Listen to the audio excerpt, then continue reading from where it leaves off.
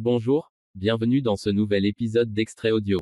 Le titre, Immortel, un livre écrit par José Rodrigues dos Santos, un auteur réputé pour creuser des thèmes assez profonds à travers des romans à suspense. Cette fois-ci, il aborde le sujet très fascinant de l'intelligence artificielle. L'histoire raconte un des plus grands scientifiques chinois, qui annonce lors d'une conférence, la naissance de 2 bébés génétiquement modifiés. Mais très vite il est porté disparu. Cette nouvelle suscite une grande convoitise de la part de la presse internationale, et surtout des services secrets américains. Un personnage nommé Thomas Norona est contacté par un Américain pour entamer les recherches.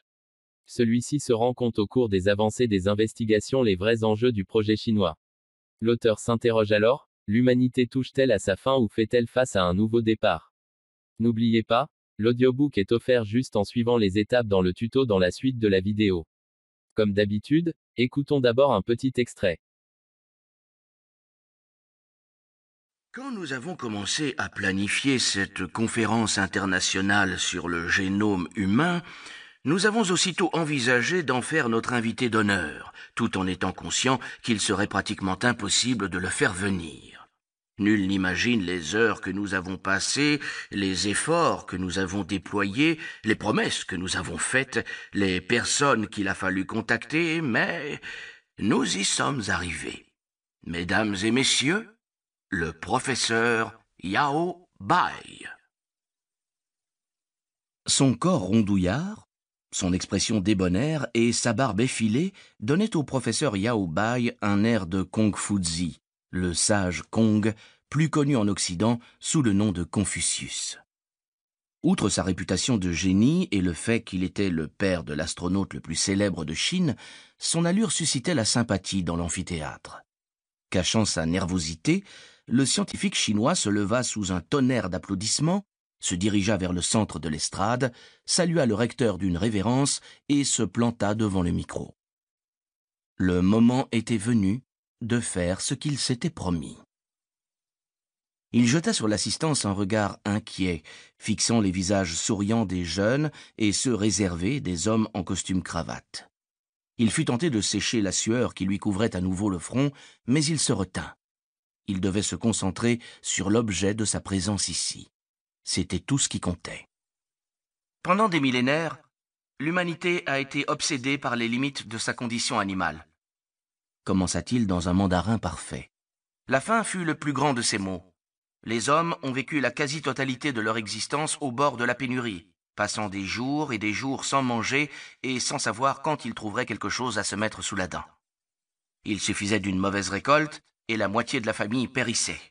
Une sécheresse et la famine décimaient d'un seul coup 10% de la population. Quant aux épidémies, n'en parlons pas. Les gens étaient toujours malades et tombaient comme des mouches.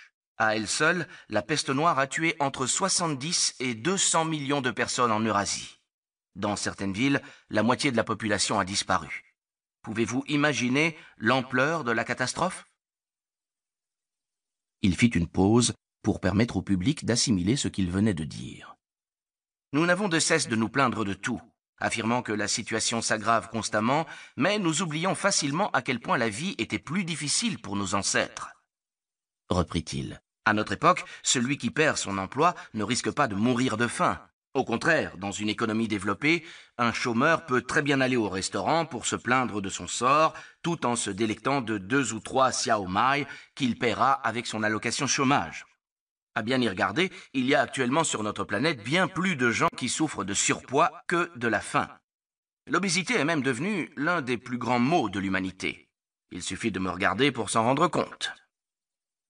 Des éclats de rire se firent entendre dans l'amphithéâtre. Aujourd'hui, le sucre tue plus que les balles. Compte tenu de ces progrès, je vous demande, que nous reste-t-il à résoudre? Il dévisagea l'auditoire avec une expression interrogative.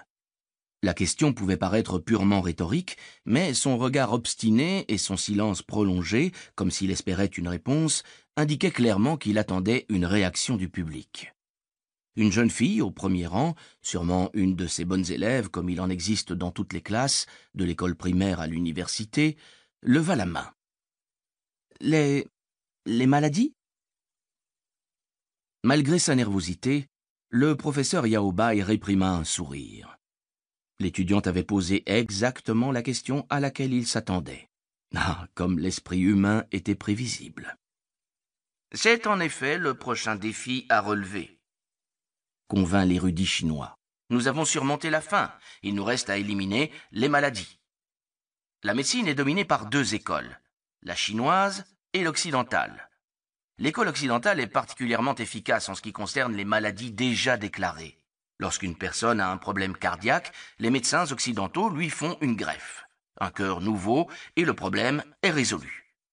L'école chinoise est surtout efficace en matière de prévention. Nous aimons traiter les maladies avant qu'elles ne surviennent. D'où nos infusions, nos herbes, la recherche de l'équilibre entre le yin et le yang, et ainsi de suite. Comme vous pouvez le deviner, étant chinois, je m'inscris davantage dans cette tradition. Il me semble préférable d'empêcher l'apparition d'une maladie que de la soigner après coup. C'est aussi votre